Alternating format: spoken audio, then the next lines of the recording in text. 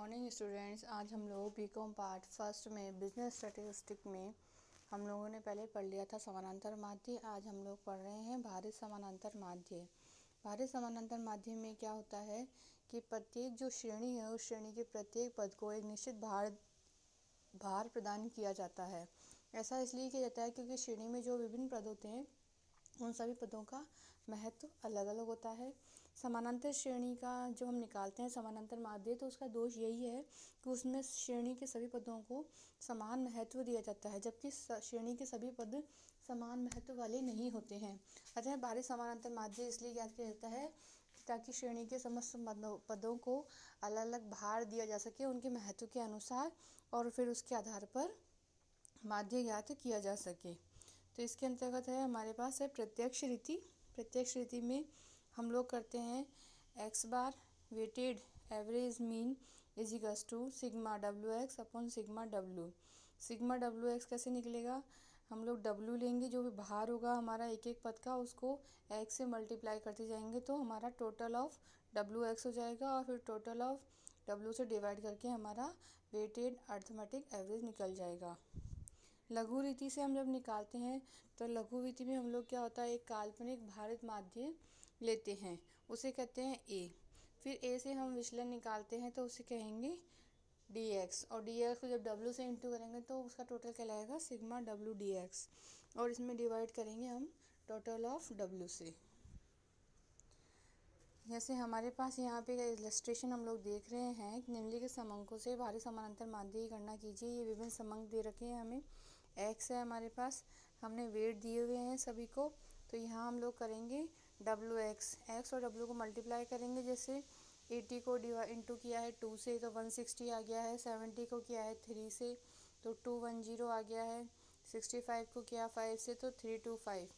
इस प्रकार हमारा ये डब्ल्यू एक्स आ गया। टोटल ऑफ डब्ल्यू एक्स करेंगे तो आ गया 3020। इसको 3020 को हम डिवाइड करेंगे, टोटल ऑफ डब्ल्यू है हमारा सिग्मा डब्ल्यू 50, उससे डिवाइड किया तो ये आ गया हमारा 60.4 वेटेड अर्थमेटिक मीन।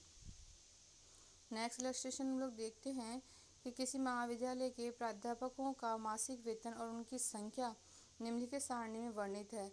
मासिक वेतन का सरल तथा भारित माध्य ज्ञात कीजिए, और दोनों में से कौन सा माध्य अधिक उपयुक्त है और क्यों, यह बताना है हमें। तो प्रिंसिपल की सैलरी दी गई है, रीडर की दी गई है, सीनियर लेक्चर और पार्ट टाइम लेक्चर्स की सैलरी है, और उन सबको वेट दिया गया है। तो इस प्रकार हम लोग अब निकालते हैं। मंथली सैलरी हमने लिखी है सबकी, फिर हमारा डब्ल्यू है 1, 10, 20, 60, 9, फिर हमने एक्स डब्ल्यू किया है, एक्स और डब्ल्यू को मल्टीप्लाई किया है। 30,000 को हमने 1 से मल्टीप्लाई किया है तो 30,000 हो गया है। 21,600 को हमने 10 से मल्टीप्लाई किया तो यह 2,16,000 हो गया है।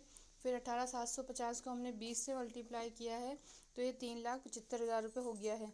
इस प्रकार हमारा ये टोटल एक्स और डब्ल्यू का हमारा टोटल आ गया है 15,88,500। अब हम लोग इसको डिवाइड करेंगे। हमारे पास सिग्मा डब्ल्यू है 100, तो यह वेटेड अर्थमेटिक मीन आ गया हमारा 15,885। और हम सिंपल मीन अगर हम देखते हैं तो सिग्मा एक्स को लेंगे हम 92,850, और उसमें एन है हमारे पास 5, उससे डिवाइड किया तो वह आ गया हमारा 18,570। इस प्रकार सिंपल मीन तो हमारा 18,570 है और वेटेड मीन है 15,885। दोनों माध्यों में से भारित माध्य ही अधिक उपयुक्त है। सरल समानांतर माध्य को प्राध्यापकों की संख्या से गुणा करने पर कुल मासिक वेतन ज्ञात नहीं हो सकेगा, जबकि भारित समानांतर माध्य को कुल प्राध्यापकों की संख्या से गुणा करें तो कुल वेतन की राशि ज्ञात हो जाएगी। अर्थात 18,570 इंटू 100 करेंगे तो 18,57,000 आएगा, जबकि 15,885 को मल्टीप्लाई करेंगे 100 से तो 15,88,500 हमारा आएगा। कुल वेतन 18,57,000 नहीं है, जबकि यह 15,88,500 है। अतः भारित समानांतर माध्य अधिक उपयुक्त है समानांतर माध्य की तुलना में। Thanks student.